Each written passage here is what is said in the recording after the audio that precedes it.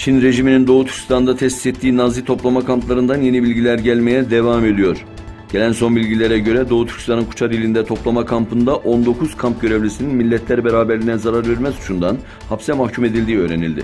Kuçar ilindeki diğer bir kampta görevli bir sağlık personeli ise işe başladıktan kısa bir süre sonra esrarengiz bir şekilde hayatını kaybetti. Cesedi ailesine teslim edilmedi.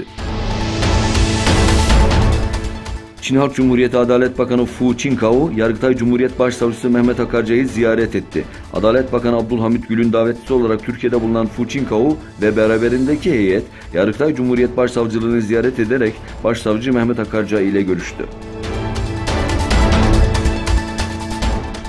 Dünya sağlık uzmanları bir süredir Çin'den kuş gribi virüsü örneklerini bekliyor. Fakat Çin örnekleri bir yıldan uzun süredir göndermiyor. Ülkeler Dünya Sağlık Örgütü'nün oluşturdukları anlaşmaya uyarak zamanında örnekleri diğer ülkelerle paylaşmak zorundalar. Ancak Çin hükümetinin evrimleşen ve ölümcül bir hal alan kuş gribi virüsünü saklı tutması Amerika Birleşik Devletleri'nde tedirginlik yarattığı belirtildi.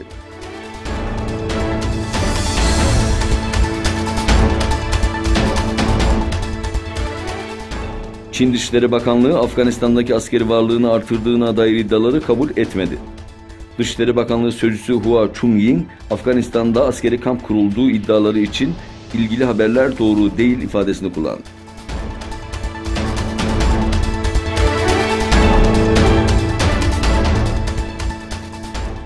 İran lideri Ayetullah Ali Hamenei, nükleer anlaşmanın ulusal çıkarlara hizmet etmediği sonucuna varıldığında anlaşmadan çekileceklerini söyledi.